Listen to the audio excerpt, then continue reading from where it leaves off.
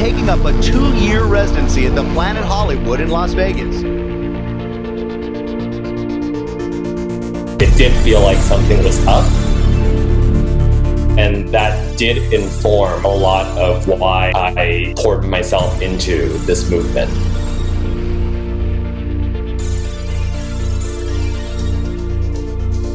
It feels kind of illegal doing this with this mic in my hand right now. They did like my voice. It sounded like just like her. See, I don't know. Hey, Britney had advance people come scope out the place? Yeah. Britney Spears cancels her Las Vegas residency show due to a family crisis.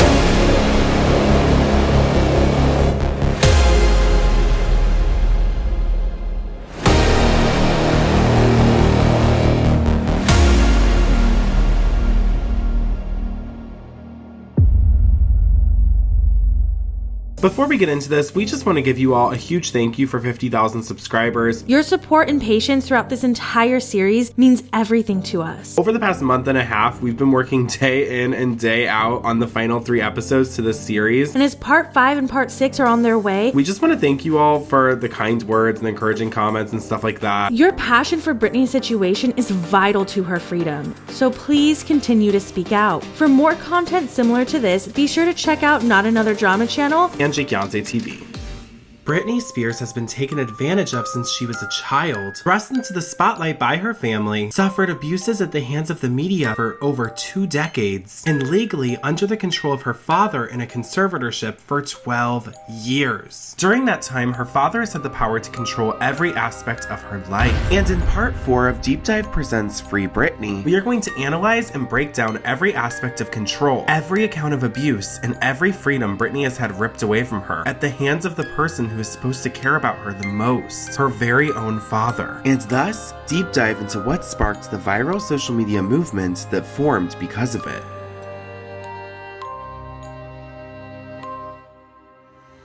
One of the first signs of control after breaking up with Jason Trawick, leaving the X Factor and almost immediately entering into a new relationship with David Lucado, was the development of her new album, Britney Jean. Shortly after Femme Fatale was released, the majority of Britney's record label, Jive, was dissolved into another record label under the Sony umbrella, RCA. Jive specialized in teen pop stars and boy bands, whereas Britney's new label, RCA, is notorious for lack of promotion and poor management. And unfortunately, Britney's next album would turn out to be yet another one of those circumstances. Britney told X Factor fans that she wanted to go back into the studio, and she did just that. Her team had been pushing her non-stop since she was put under an involuntary hold in a conservatorship in 2008, and there were no signs of them stopping now. Her team hired will.i.am to produce the album, as he'd been given the stamp of approval after working with Britney on multiple projects. He's all over the place. His brain works in like twisted ways, but he's brilliant. Her team also brought on Sia, David Guetta, and a slew of other extremely talented producers and writers. On paper, this album seemed it would be a huge success. However, the Britney Jean era would prove to be one of Britney's most controversial eras of all time, as Britney would be accused of barely singing on the album at all. Her entire fan base was about to turn against one backup singer, and her name is Maya Marie.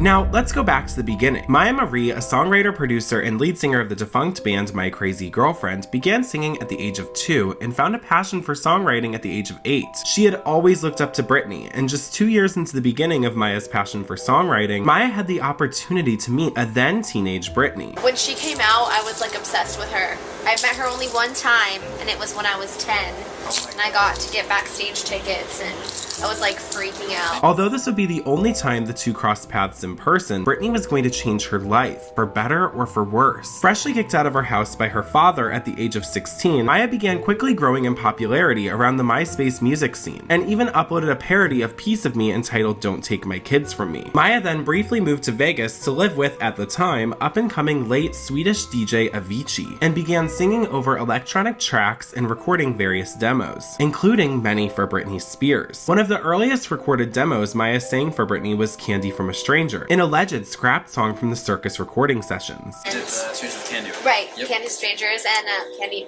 Strangers Did with I Candy. say or Strangers Candy with from Candy? Strangers. And Britney's team really liked Maya's voice. I was working with Lays and Royal, a production duo, and they were also signed to Warner at the time, and they were signed to Cara DiGuardi. And we had written a demo for Britney, I believe, and it was passed to Cara, And Kara passed it to Teresa LaBarbera White, who was a big part of Britney's career. And Teresa recommended me as a background vocalist to Dr. Luke. So much so that Dr. Luke called her in during the recording and production of Circus and had her do background vocals, and the rest was history. This was only the beginning, as none other than Maya's father, Murray Langston, spoke to Star magazine. He claimed she recorded 7 of the songs on Femme Fatale. He even said, "My daughter sings for Britney Spears. The truth is, Maya can sound just like her. She has a knack. Maybe Britney doesn't know whose voice is on her album, and it doesn't even interest her. Maybe she just comes in, lays down a track, and leaves, and doesn't care." This was confirmation that Maya can sound just like Britney if she wants to, and we've heard it on multiple songs and parodies she's done for Britney. She's seemed to be an excellent background vocalist on Britney's past albums. However, on Britney Jean, many fans would soon believe she overstepped her bounds. Work Bitch would be the first single released off of Britney Jean, and it proved to be a long-term success. And you look absolutely gorgeous in your new video. It's like, abs, well done. Well, thank you.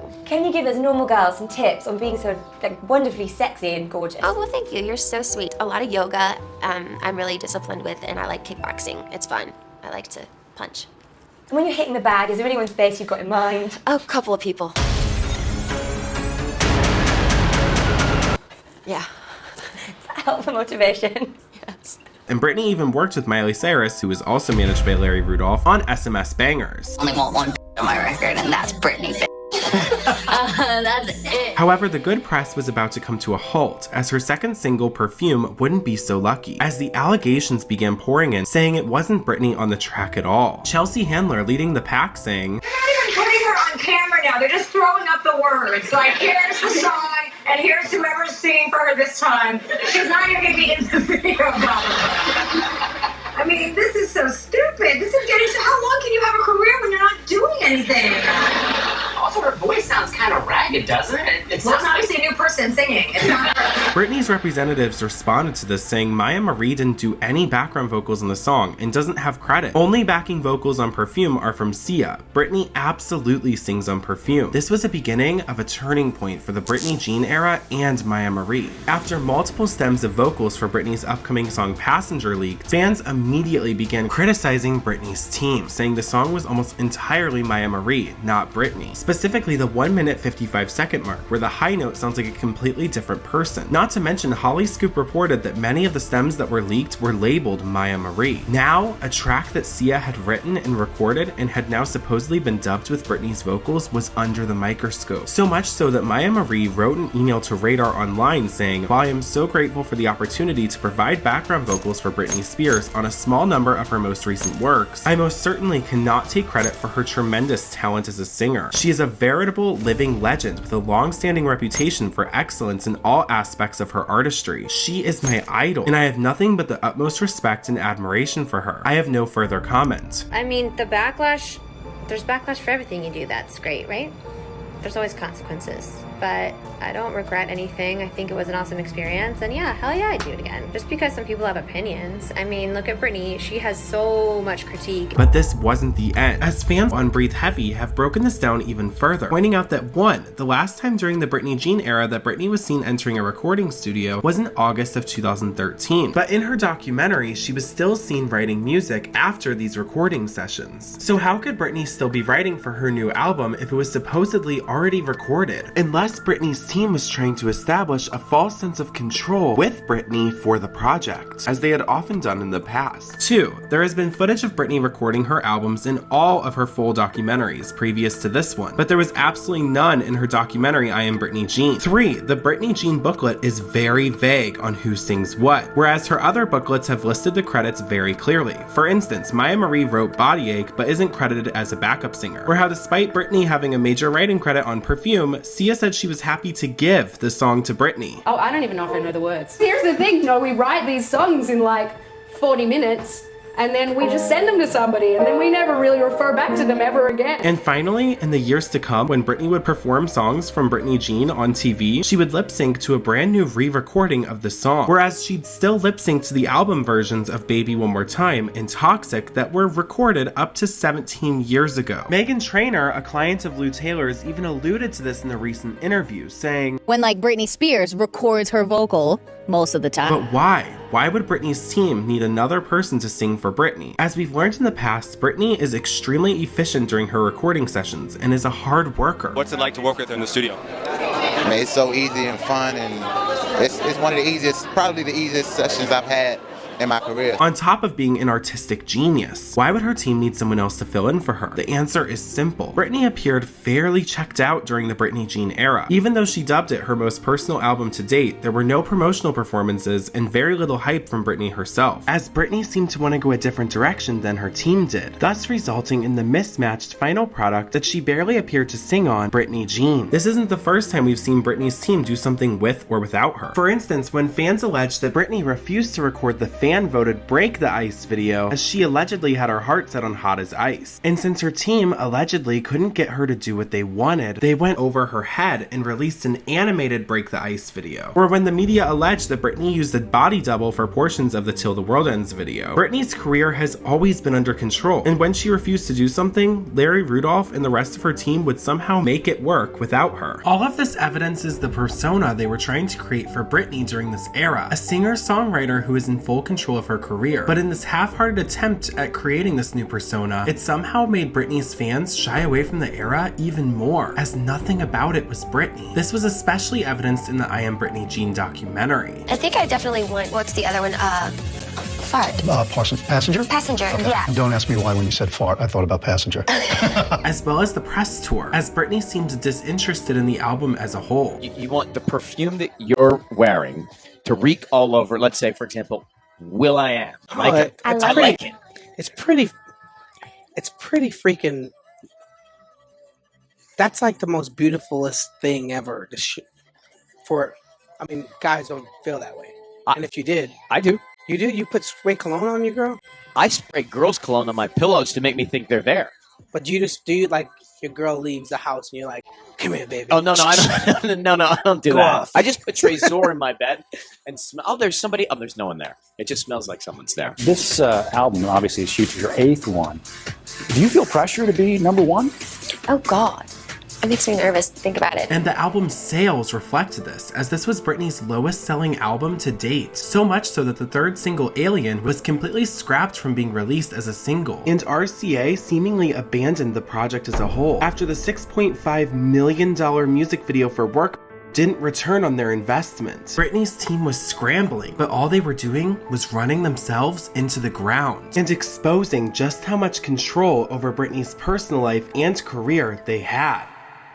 Even though there was little to no promotion for Britney Jean, Britney was still being run ragged, as her team had just signed a multi-million-dollar deal with Caesars Entertainment for a new show that Britney would perform at Planet Hollywood. That was contingent on her conservatorship staying in place for the duration of the residency. Even with the controversy surrounding her latest album, Britney appeared unfazed and was laser focused on her Vegas residency. Caesars Palace detailed that the show would be nearly 100 minutes 3 times a week with an expected 4,600 people per show. This production was huge and would feature a multitude of elaborate sets and costumes. This was big for Britney, as one of the biggest projects in her legacy was rocketing off faster than Larry Rudolph, Caesars Entertainment, or Britney could have ever imagined. It's happening. Britney Spears is Vegas's newest headliner. The pop princess is officially headlining a new residency in Sin City. Britney Spears has landed in Sin City to begin her much anticipated Las Vegas residency, causing zombie-like scenes as she stopped traffic.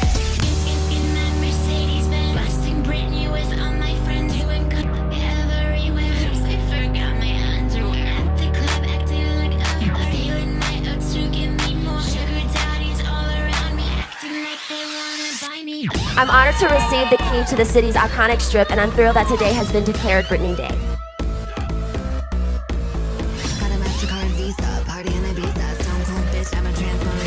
248 ticketed shows. Ticket sales figures reaching more than $137 million, 916,184 sold seats. For more exclusive and never-before-seen cuts, check out Deep Dive on Patreon. Be the first to see previews, trailers, and sneak peeks at new episodes, starting at only $3 a month. Link is in the description below. Britney truly was getting the best of both worlds. The Vegas residency allowed her to easily balance the two things she loved, performing and, most importantly, being a mom. I mean, I look right now at the way I used to travel all around the world and do like a different show every night, and I'm like, how did I do it? Like, it's just like promotion is like a different story, and like going to a different city every day, like what I'm doing now, it's really kind of hard. But being based in Vegas and having one show that you just keep going back to, and the consistency of that, it's really grounding and really cool. But as we have learned, anything Britney loves is used as leverage to control her. The Vegas residency would be no different.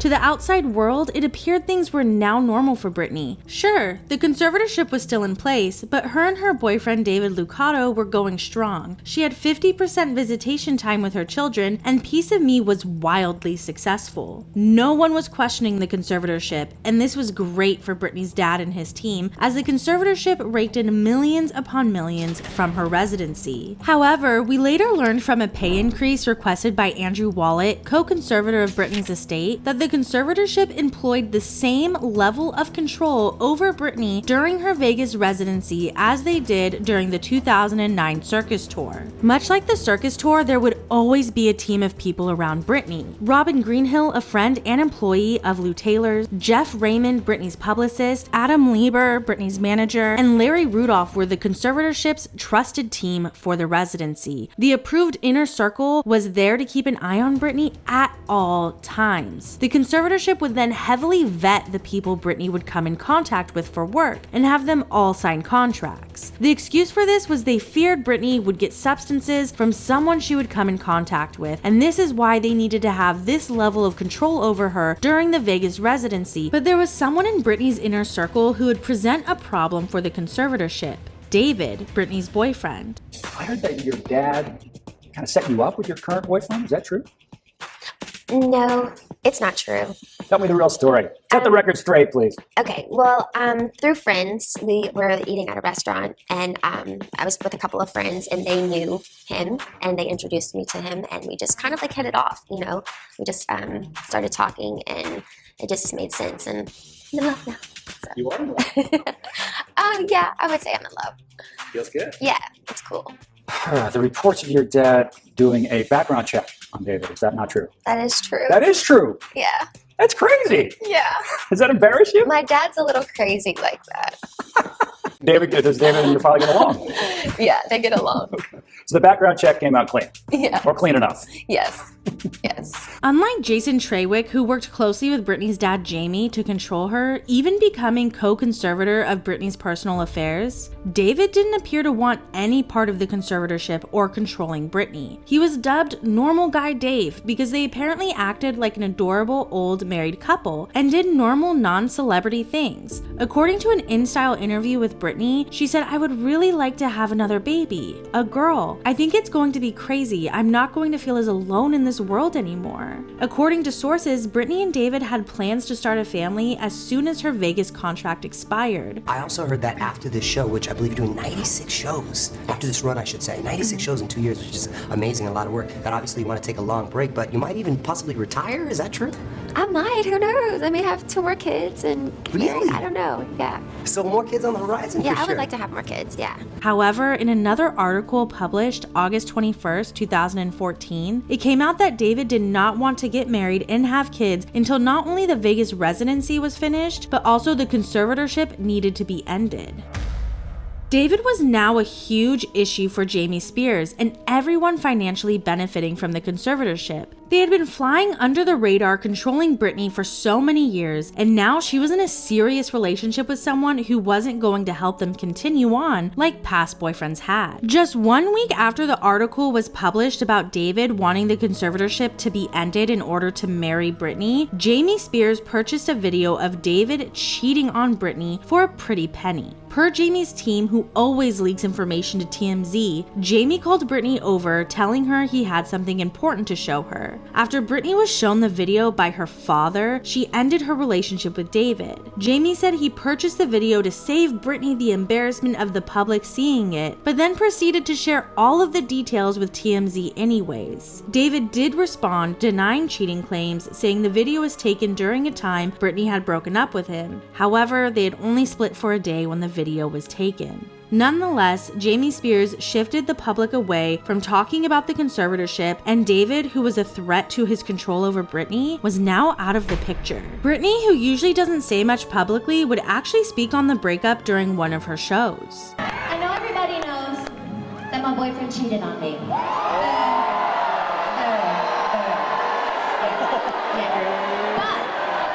the best thing about your boyfriend cheating on you is that you get to go on another first date. OMG, the first date! Flash forward to a couple years after their breakup, David was interviewed by New York Times and spoke out against the conservatorship. He said, "If anyone knew the real Britney, they would know that she would rather be remembered for being the great mother she is rather than the artist she is. And if anyone could see her interactions with her kids, they would know that there is no need for a conservatorship over Britney's personal life." Following the breakup, Britney would throw herself into work, launching her lingerie line. It's very subtle, but it's the type of things that we would want to wear without the man too. You know, stuff that just makes you feel good about yourself and just being you and being alone. And we were talking about Vegas. How much fun are you having doing Vegas? Oh, I love it. It's a lot of fun. It's a hard show, but it's cool. I like it. And we hear rumors you might extend it. We might see more of you. Yes. Is it going to happen? We'll see, possibly. Britney said the residency is the hardest she has ever worked, doing 3 shows a week with just an 8-week summer break where she usually works on other projects, and in between all of it, she always prioritizes her children. Britney loved the show, her team, and Vegas. It became a second home. She said she couldn't imagine ending her residency, so her contract was extended 2 more years until December 2017. But tonight I want you to help me count to 2 because I'm going to be in Vegas for 2 more years! The exciting news of Britney's decision to extend her current 2-year Sin City Piece of Me Planet Hollywood show came shortly after she revealed at the Teen Choice Awards that she wasn't sure if she wanted to continue the show. I know you've been working hard to change the show. It's like a 2.0 version now. What do you think's gonna, or what's gonna be different? I have a new album coming out soon. So it's just like a taste of what's to come. The new stuff isn't actually in it yet. Okay. But there's a lot of surprises and things just to make it fresh and fun for everyone. But despite Britney working harder than she had ever worked before, despite all the progress she had made in the 7 years since the conservatorship was put in place, the conservatorship was not letting up control of Britney, yet again showing that the people behind the conservatorship have no problem thinking Britney is well enough to make them money, but somehow is not well enough to do something as simple as buy an iced coffee from Starbucks without needing permission. 2014 had already proven to be difficult for Britney, and as the year came to a close, someone from Britney's past was about to make major headlines again, only this time with Nickelodeon star Amanda Bynes. TMZ reported that Sam Lutfi was in cahoots with Amanda's parents to get her on a psych hold, much like Britney Spears in 2008. He told Amanda her car would first drive to a lawyer's office and then to a hotel in West Hollywood, where she would confront her parents and tell them about a lawsuit. However, Sam allegedly double-crossed her and took her to a Pasadena hospital that looked like an office building. Amanda thought she was going to see the lawyer, but when she walked inside, she was surrounded by hospital staff and placed on a 72-hour hold, in which her parents would attempt to get conservatorship over her, just like Britney. Sam Lutfi wrote an open letter on XOJane, in which he included photos of Britney and explained he was only trying to help. He even included a damning text message from Courtney Love, whom he was also involved with, regarding Sam's ongoing defamation lawsuit against Lynn Spears, citing her 2008 book, Through the Storm, in which she accuses him of Britney. This had been the scapegoat Britney's conservatorship had been using in court to continue to keep Britney under their control. And unfortunately, these articles seem to only add fuel to the fire, as it reportedly caused Britney's team to take even more controlling precautions over her day-to-day life. Radar Online reported that Britney's team was appalled and disgusted that Sam is still trying to link himself to Britney. An anonymous source even told them that Jamie believes that given the opportunity, Sam would try to worm his way back into Britney's life again, saying her life was in shambles when Sam was with her, inviting photographers into her house so they could get to know Britney as a person. Who does that? Someone who wants to be a celebrity. The Sam Lutfi saga with Courtney Love, Britney Spears, and now Amanda Bynes was far from over, as his case against Britney's conservatorship would be revived in appeals court that year. Nonetheless, hot off the success of her Vegas residency and lingerie line, Britney Spears confirmed she was already working on a follow-up to Britney Jean. Working on a new album, new music? Very slowly, but progressively. So yeah. What are we gonna get from Britney this time around? I want to do something very artsy-fartsy. Something I've never done before. Even if it's just go take a left lane and go into a little bit of rock or rock pop. Just do something really kind of out there and different. Any collaborations? Who would you like to collaborate with that you haven't collaborated with? I love Katy Perry. I would love to do something with her. Or Iggy. That would be cool. According to Iggy Azalea, shortly after this interview, Britney's team reached out. There's somebody I've had my eye on, but we just did a secret collaboration, so I hope that we'll be able to announce that in the next few weeks. Another pop queen. As she said, they had a song, which is going to be her first single coming out next year. Iggy told Kiss FM, "I think people are really going to love it and enjoy it. It's a really fun track. I still haven't really gotten to have a conversation with her, so I'm hoping New Year's will be the time I can get her in a corner. We recorded a few different things, and then one of those just ended up being, I think, undeniably great. Hopefully everybody will get to hear it at the beginning of next year." And Iggy Azalea did eventually meet Britney, but the conservatorship's control was evident and very clearly echoed what Radar Online detailed in their article about Sam Lutfi's effect on her new security precautions, as Iggy told a very invasive story to Andy Cohen on Watch What Happens Live. Yeah, nothing's, nothing weird. Nothing weird. She actually, they came and checked my place to make sure I wasn't trying to stash anything weird and give it to her or something. Give her and then something I was weird? Just salad. Right. So I'm glad she liked it. Wait, Britney had advanced people come scope out the place? Yeah. Wow. Yeah, to make sure I wasn't a bad influencer. Wow. And I'm not. I passed the test. Wow, they scrubbed your place. They didn't scrub it. They just came and they were very nice. Wow. I was I promise I'm not going to do anything bad. I just want to have lunch. Right. Yeah. I had a lot of other chicken.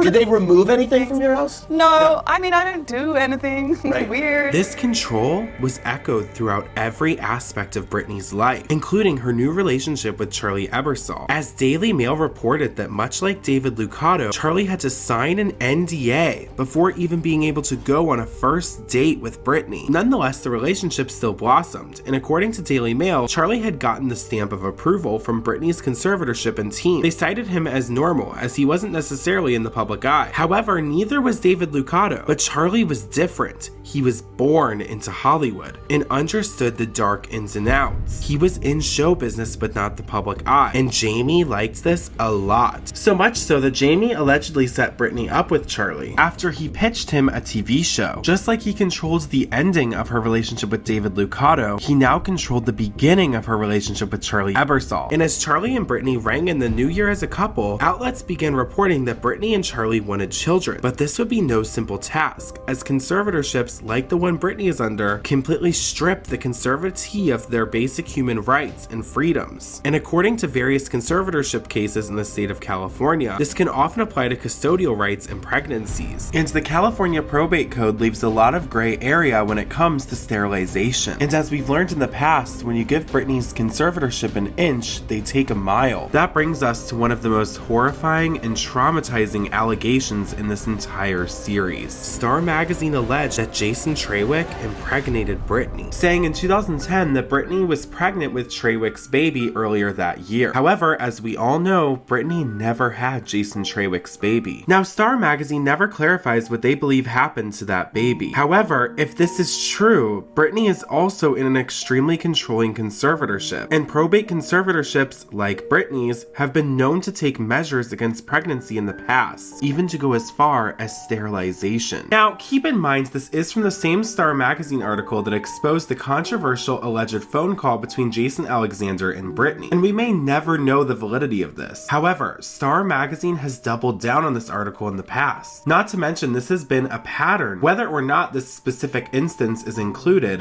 Britney has had nearly every fundamental human right stripped away from her. And as we know from Britney's case in particular, the probate code can be twisted and cherry-picked by any judge, as there are many clauses that give judges the final say-so to to do as they see fit. And no matter what rules and laws the probate court has outlined, Britney even being in a probate conservatorship in the first place is a testament to just how easily the California probate court can be manipulated into benefiting whoever they want it to. Not to mention outside of the court, where Jamie has full control over Britney, as he's often used the custody of her own children as leverage to get her to do what he wants. This is the most heartbreaking part of Britney's conservatorship, as she has always said that she wants to have more kids, and being a mother is the most important thing in her life. Is it harder with the boys because of the snacks and stuff? Yes, actually, that is so true.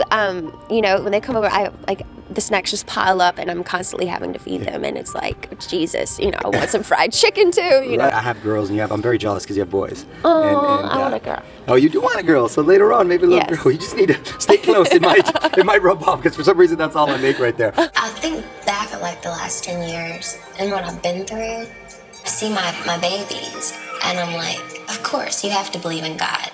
You know what I mean? I'm like, I completely believe in God. How could these two beings be here without there being a God? That would be heaven for me. To have my kids on an island and a man, and no one could get to us. That's my thing. When I really love somebody, I really love somebody. Like, I give my all. Can't get enough. I have to be around them all the time. It's just the best feeling in the world. They give me that feeling. So you're here, and you are going to announce that you are extending your Vegas? Yes, for 3 months. 3 more months in Vegas. And with the release of her new single with Iggy Azalea titled Pretty Girls, off of what was pegged to be her 9th studio album, Britney was entering what would be another mysterious era in her career, what some fans have dubbed Pretty World.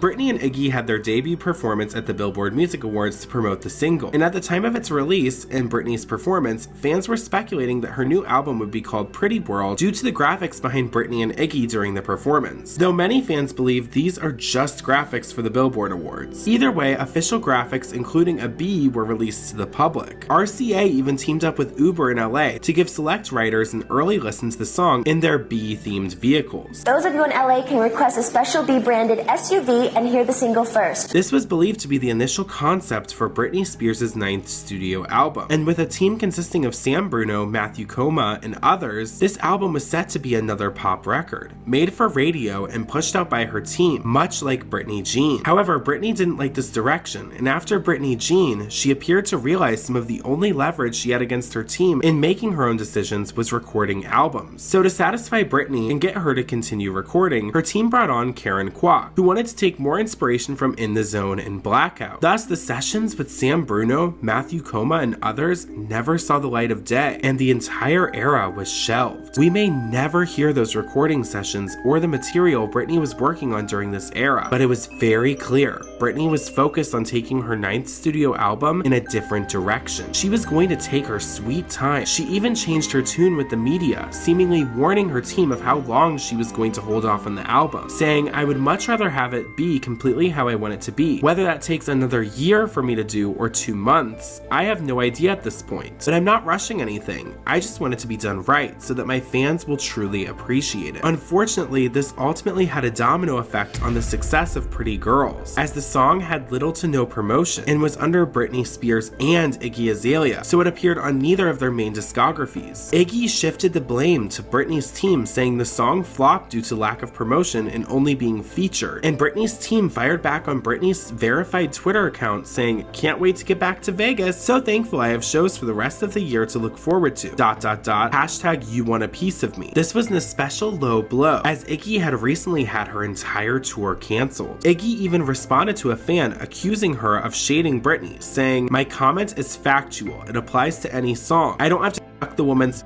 24/7 to be her friend. Do I? Bye, girls." Britney started hinting at a 9th studio album again after scrapping the album fans dubbed as Pretty World. At this point, Britney hadn't had much control of her work and music, but she really was trying to take the reins on this album to produce something her fans would love and appreciate. So she was starting fresh, and her first move was to bring on Karen Kwok as executive producer. Karen would help Britney maintain creative control while also keeping the label happy. Karen said, We didn't talk about the past. I can't speak for the previous albums, but here she seemed like she was present and actually having fun. While Britney was working on her upcoming album, Judge Reva Goetz retired as a probate judge. This is the judge that regularly allowed the conservatorship to take basic human rights away from Britney, such as the right to hire her own attorney, down to allowing the complete isolation of Britney by restricting her access to a phone. A new judge, Brenda J. Penny, would be assigned to Britney's conservatorship case.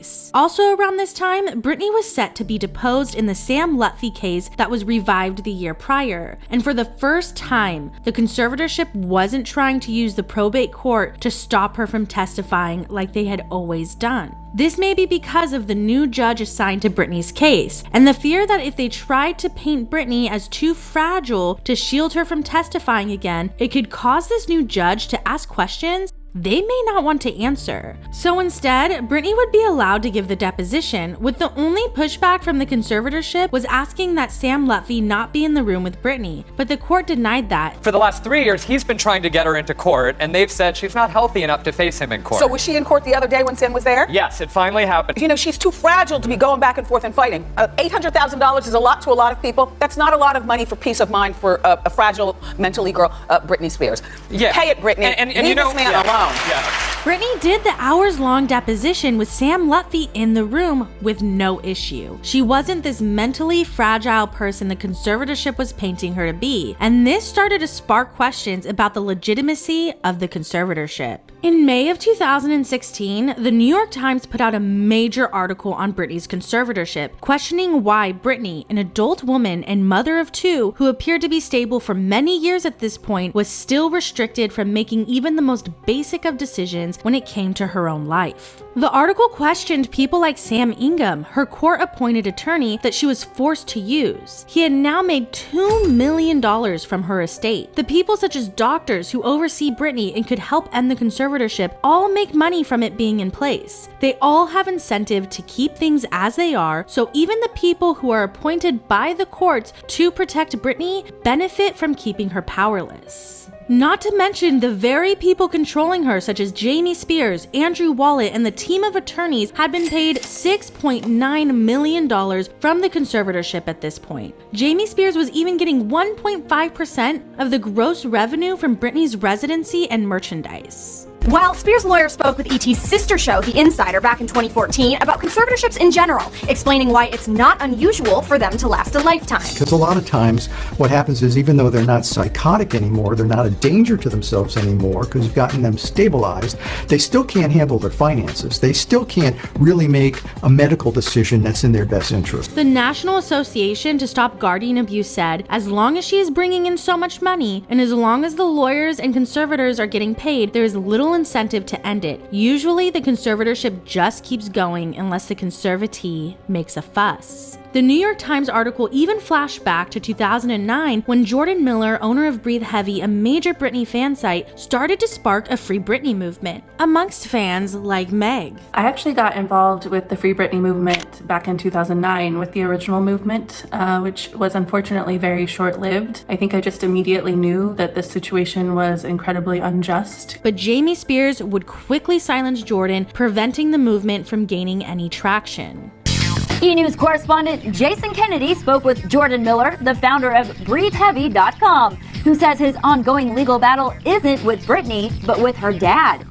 Jamie Spears pretty much told me, last fall he wanted the website shut down. He said it in, a few choice words that probably won't be able to air on TV, but, he told me he was going to destroy my website and, pretty much he was just livid and yelling at me. As for why Brit's daddy is targeting his fan site, Jordan believes it's all due to his criticism of Jamie's rule over the pop star as co-executor of her conservatorship. Jamie Spears and his team for years controlled the narrative in the media, but that would soon begin to change as the New York Times article really started to poke some holes in the validity of the conservatorship. The conservatorship team quickly settled with Sam Lutfi, allegedly paying him just under the $500,000 it would take to continue to fight the lawsuit. This lawsuit had sparked the public to ask some questions, so making it go away was the best choice for the conservators. Britney was now gearing up to release her 9th studio album.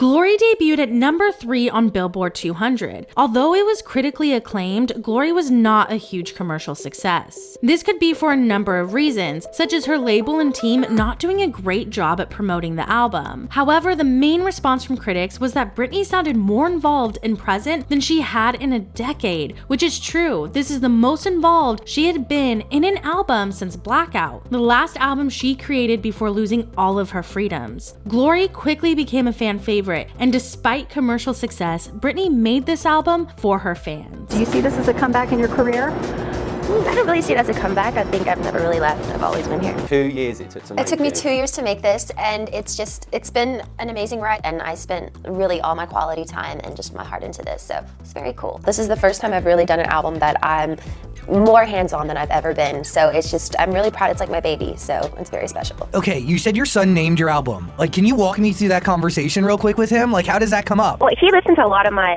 my songs when I would record them. He'd want to, hear them out and stuff. He's like a little DJ. He's only 10, but he's a brilliant little master. And so he would listen to my stuff and say, "This is good. This is." And I was like, "Baby, what should I name my album?" Like, I genuinely had no idea.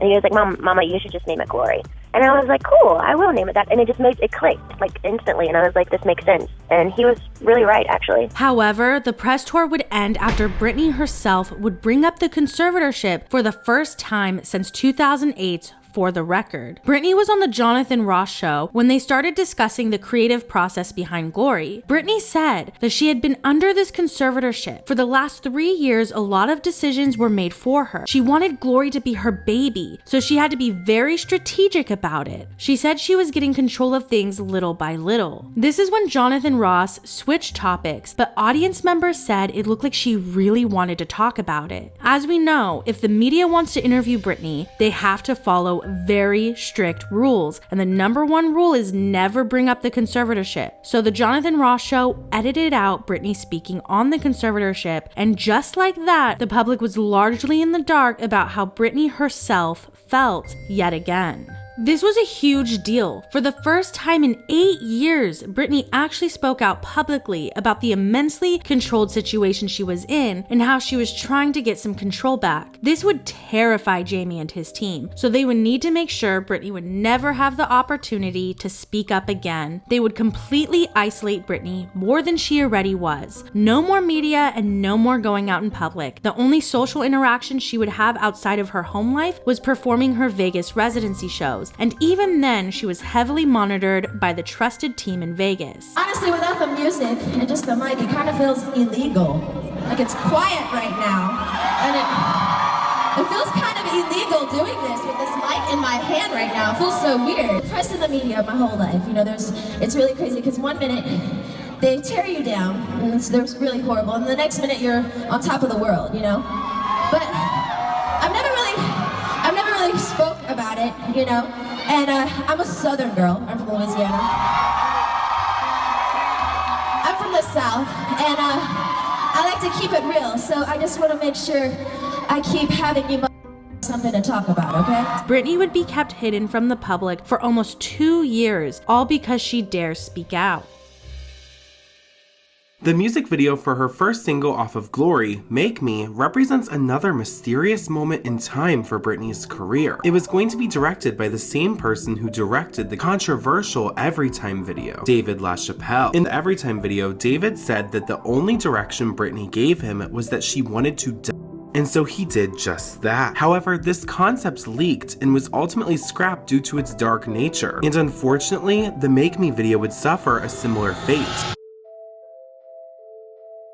The version of the Make Me video that David LaChapelle directed would feature men on poles in leopards, along with Britney depicted in a cage with red glitter all over her. David, who is an avid supporter of the Free Britney movement, later provided insight into the video, saying, "The only direction Britney ever gave me for this video is for me to film her in a cage. At the time, I didn't understand why you would want to be filmed in a cage. At first, I envisioned to film her as a tigress, but she wanted to be filmed more timid, like a kitten. For everyone on my team, at least, we could tell tell something was off. The video also features her leaving the Make Me video set with a man, only to see an eviction notice on the door from Adam and Eve. And after G-Eazy's verse, Britney demolishes the house they were in. Fans began speculating when this video leaked in 2019 that Britney was telling a story and the cage was representing her conservatorship, as that artistic choice was widely led by Britney, and she had been drawn to cages during several of her previous projects. However, a video also leaked of Britney on set where she expressed disdain with David LaChapelle's direction for the video.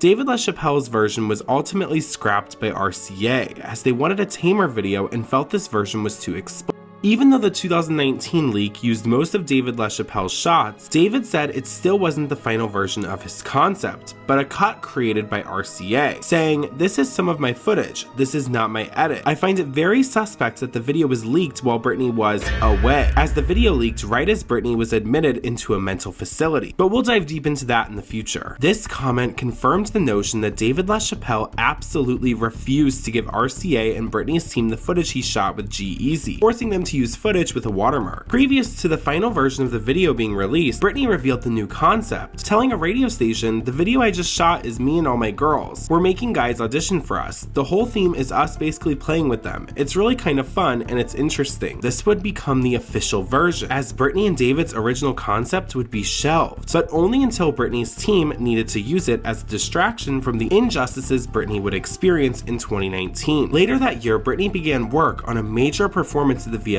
Awards with G-Eazy. This would be the first time she performed at the VMAs since she performed at the 2007 VMAs 9 years prior. MTV was marketing this as Britney's big comeback, and it was. Britney's team even used the press following her big performance to shoot another music video, this time for her hit Slumber Party with RCA label mate Tinashe. Sam Asghari, the love interest cast in this video, would soon become Britney's love interest in real life as well. And so did you have to audition? Like, how does that work for videos? I did not have to audition. Was it a direct book, honey? It was a direct book. A good friend of mine was working on the music video at the time. We talked on the music video. We talked about what do you like to eat, sushi here and there, and then, you know, text messages, and next thing you know, just like a normal couple. Fans didn't know it yet, but this would turn out to be her final music video to date, and would mark a huge break in Britney's career. While the dust was just settling from Glory, extremely shady things were happening behind the scenes, as the original judge handling Britney's conservatorship was long gone, and Britney's new judge, Brenda Penny, canceled the oversight hearing for Britney's conservatorship. These hearings are very important to the integrity of a conservatorship, as they provide checks and balances and hold all members of the conservatorship accountable for their finances. Britney's conservatorship wouldn't have to own up to any decisions they'd made on behalf of Britney for years to come, as Judge Penny canceled these hearings for 2017 and 2018 as well. Hope was running out for Britney, as the little oversight the courts had over Britney's well-being in her conservatorship had completely vanished.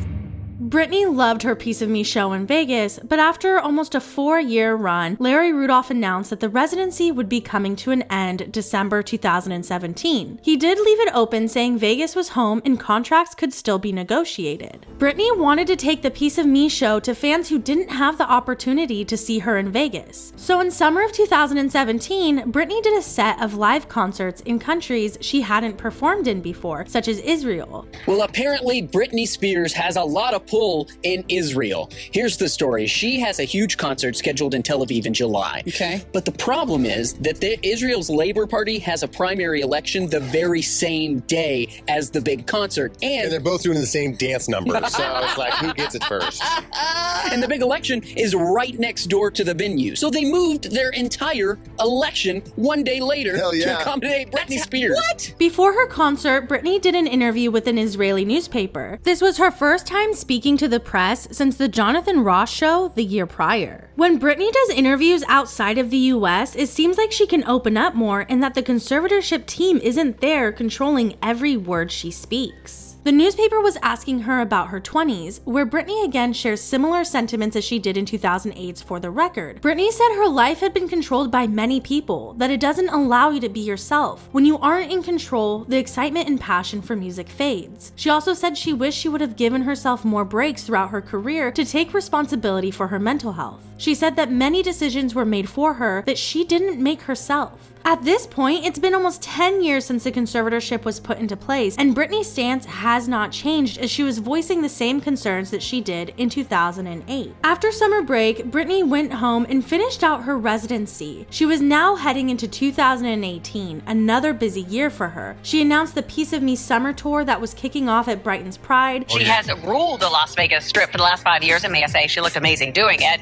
But now she is hitting the road, and she's only talking to us about it. I sat down exclusively with a 36-year-old for her first solo sit-down in nearly 2 years. This round of shows that we're doing for the tour, it's like they're back to back. So each show is like, I don't have any time apart besides flying. My show is a workout in itself, so it kind of keeps you really strong. She won the 2018 GLAAD Vanguard Award. Wow, this is so incredibly amazing.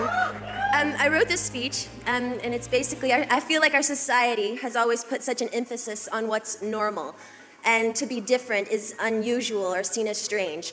But to be accepted unconditionally and to be able to express yourself as an individual through art is such a blessing. Events like this, the one we are attending here tonight, show the world that we are not alone.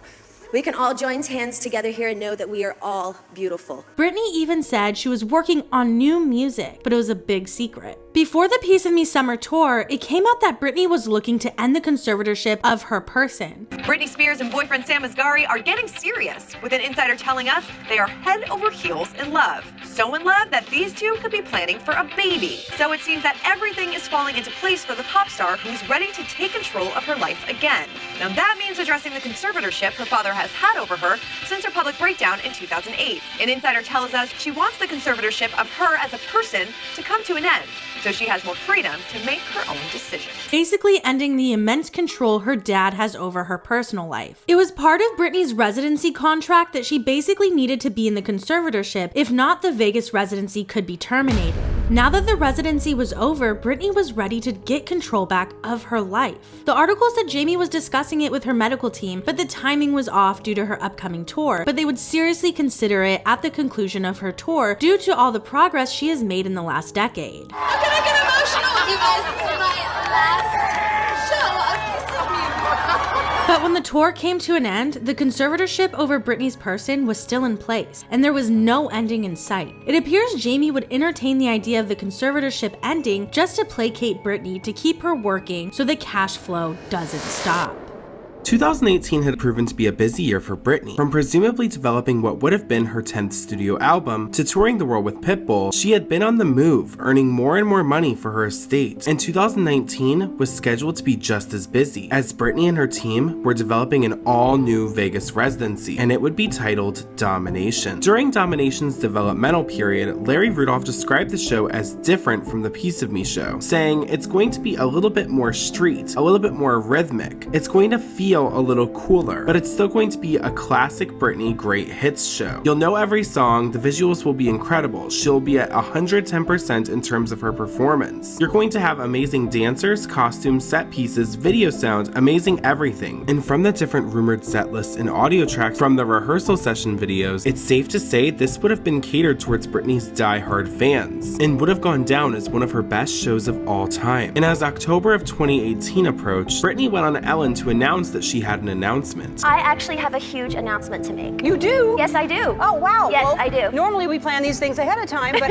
I'm going to make an exception. What is your announcement? My announcement is actually that I have an announcement. All right. And on October 18th, the MGM lit up with graphics inspired by some of her most iconic moments, along with the newly unveiled artwork for Domination. Britney rose from the stage as work blasted across Las Vegas and fireworks boomed across the sky. And although fans were disappointed that Britney didn't perform after the announcement, that was quickly eclipsed by the hype surrounding the new residency. Britney Spears is the highest paid Vegas entertainer after signing a new residency deal.